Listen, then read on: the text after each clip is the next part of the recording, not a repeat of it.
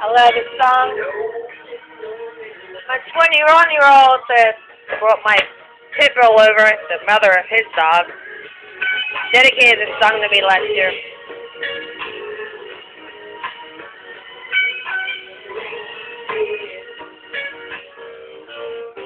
Yep, and I'm going to go to the computer now and show you this thing I just found out. And let me see here. Yep, it's this article right here.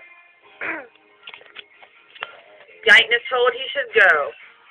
U.S. President Barack Obama's administration received a political battering from both sides of the U.S. Congress yesterday for poor handling of the economy, amid widespread anger over persistent high unemployment. I read these to people that don't have internet access and just look it up on their phone, okay? Demanding that more be done to help the jobless, senior Republicans asked Mr. Obama's Treasury Secretary, Tim Geithner, to resign yesterday after branding him part of the problem. This was in November 21st issue of the Australian, The Heart of the Nation, the Australian magazine, not on American magazine. In tense exchange during a joint House committee hearing, Mr. Geithner was told the public had lost all confidence in his ability to do the job. Mr. Geithner hit back, telling his Republican accusers the financial crisis was their fault because you gave this president an economy falling off the drift. Off the dip. There, off the dip. Dip. I say drift, but off the dip. That's a new word. But attacks over the Obama administration's economic policies following this year's massive stimulus package and bank bailouts were far from one-sided.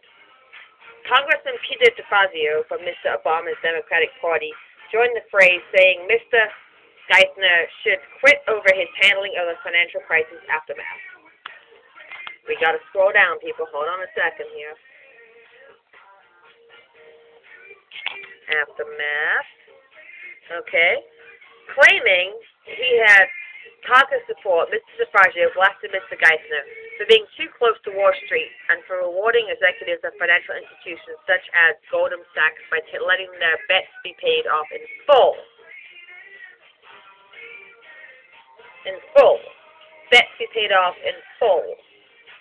In a separate building on Capitol Hill, the Congressional Black Caucus vented its anger at the Obama administration for not doing enough to help African American communities struggling during the recession by delaying the passage of financial reform legislation. There is a very, very, very, very hard recession in the cities of America right now. Very heavy, hard recession. And the Congressional Black Caucus vented its anger at the Obama administration for not doing enough to help African American communities struggling during the recession by delaying the passage of financial reform legislation. I just moved to a predominantly black area of Dayton, Ohio, and I know, I live here. The Black Caucus used its numbers to stop approval of legislation by the House Financial Services Committee. I got about a minute left here before my memory runs out. Unemployment in the U.S. remains at 10.2%. In Dayton, Ohio, it's about 25%, and could rise next year despite signs of economic recovery. Dayton, Ohio's unemployment will probably be 35% by next year. Claims by the Obama administration that the financial stimulus has worked by creating hundreds of thousands of jobs have been met with skepticism. In a further affront to the White House yesterday, more than 300 members of the House voted across party lines to force an audit of the Federal Reserve operations. Woo! Yes! In a further affront to the White House yesterday, more than 300 members of the House voted across party lines to force an audit of the Federal Reserve operations, including decisions on interest rates. Look at my video called Save Our Society, Michael Jackson, Rest in Peace.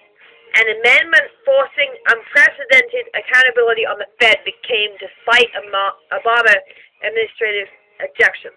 Republican Congressman Kevin Brady told Mr. Geithner he had failed to appoint a person for the administration. I got like 2 seconds. When Mr. Geithner tried to blame Republicans for the crisis, Mr. Brady asked him what post he held at the time. I was president for the Federal Reserve Bank of New York, he replied. Okay, that's the end of the article. Sarah Stanton. Peace out, America!